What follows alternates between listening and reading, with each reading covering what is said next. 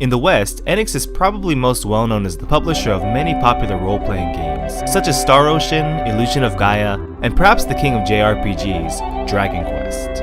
But in Japan, the company has had a long history of dabbling in other industries outside of gaming, and one example of this is Gangan Comics, which publishes manga. One of their serial publications, Monthly Shonen Gangan, began running a musically themed fantasy adventure series called Violinist of Hameln in 1991. And as its popularity began to rise, the decision was made to bring the comic into the world of video games.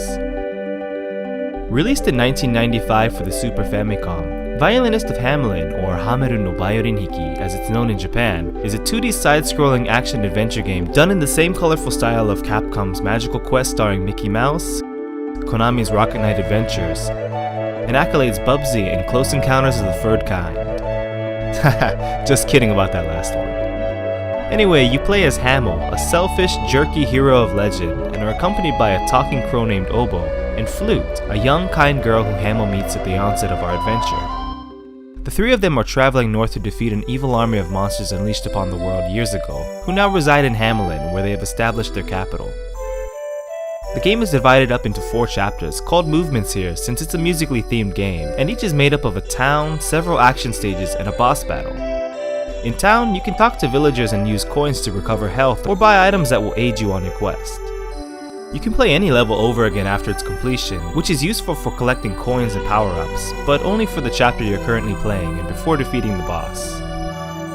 Hamel does combat not with swords nor other conventional weaponry, but by playing music with a special oversized violin. By finding musical notes scattered about certain levels, the power of his attack can be increased up to 3 times. But if you happen to lose a life, these effects are lost as well. Other moves at his disposal are a jump, a crouch, and the ability to pick up and throw objects. There are also a couple of secret moves, revealed after the end credits. Extra lives are gained with 1-up items, health can be recovered by collecting fruits, and maximum health is increased by acquiring a large heart item. Pretty standard stuff for a platforming game, but what sets Violinist of Hameln apart from other similar games is its partner game mechanic.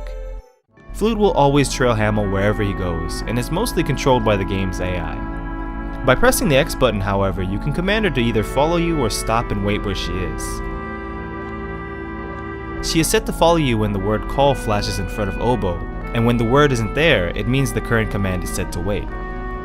Flute is there to help Hamel progress through each stage, but how you treat her and the way in which her help is utilized in this game is enough to make certain so-called feminists' heads explode. Along your journey, you'll find a variety of different dolls that you can force Flute to wear as a mascot costume. There are 16 in total, and most are used to progress through the game somehow, often by jumping on poor Flute's head. For example, the first doll you find is that of an ostrich, which allows you to cross over spiked areas. Just look at her face, she is not amused. Later, you'll find costumes that allow you to traverse water, and others that let you fly. It's great that there's such a variety of costumes to use, but some are only used once or twice, and others are made nearly obsolete with later pickups. In order to switch costumes, you must hit start to bring up a menu and then return to the game. Sometimes it feels a little tedious having to go back and forth between the pause menu and the game, but it's no big deal, and after a while you won't really even notice it. In addition to helping you move around the various stages, Flute can be turned into items used to attack enemies. You can turn her into a frisbee and throw her in the air, transform her into a deadly bomb and obliterate everything on screen, or toss her around as a curling stone and watch her bounce around the level sporadically. Pretty sadistic stuff. Often, you just pick her up normally and chuck her at walls and enemies, and in fact this is encouraged since it earns you money. This game literally forces you to objectify women and exploit them for cash. So there you have it, Violinist of Hameln for the Super Famicom. Most sexist game ever made. But all joking aside, the costume system is a lot of fun to use, and at times makes some levels seem almost like puzzles. Flute is invincible, but has a health meter that, when drained, will sometimes cause her to lose coins when hit. And boy will she get hit over and over again. But thankfully, there is a wallet item you can buy early on that prevents the loss of money. As Violinist of Hameln draws heavy influence from music, it only makes sense that the soundtrack would be fantastic. The game's OST contains some of the best music on the Super Famicom in my opinion, which is a nice mix of 16-bit renditions of classical music.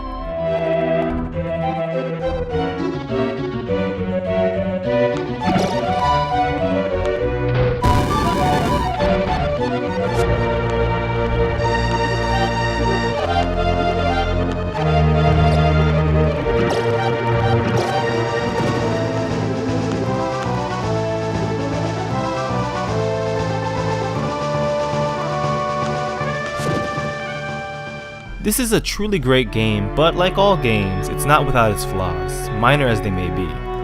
Flute does a pretty good job of sticking close to Hameln in each stage, but once in a while she'll get stuck somewhere and you'll have to wrestle with the controls a bit to get her to catch up. The game's length is also a tad bit on the short side, and I estimate most people could complete the game in under 4 hours on their first playthrough. Violinist of Hameln utilizes neither a save nor password system and must be completed in one sitting. Finally, the game is relatively easy, and I didn't have much trouble getting through it except for a few sections. However, I will say that the second chapter boss in particular seems extremely difficult when compared to the other bosses, and the game as a whole. The game ends on a cliffhanger, and it's unfortunate that a sequel was never made. If you have a Super Famicom, or the ability to play Japanese games on your SNES, Violinist of Hameln should definitely be a part of your gaming library. It is a bit hard to find, and a complete copy of the game can be more expensive than most of the other Super Famicom games, but it's well worth hunting down. Anyway, I hope you enjoyed this video. Please rate and comment, and check out my channel for more videos like this one.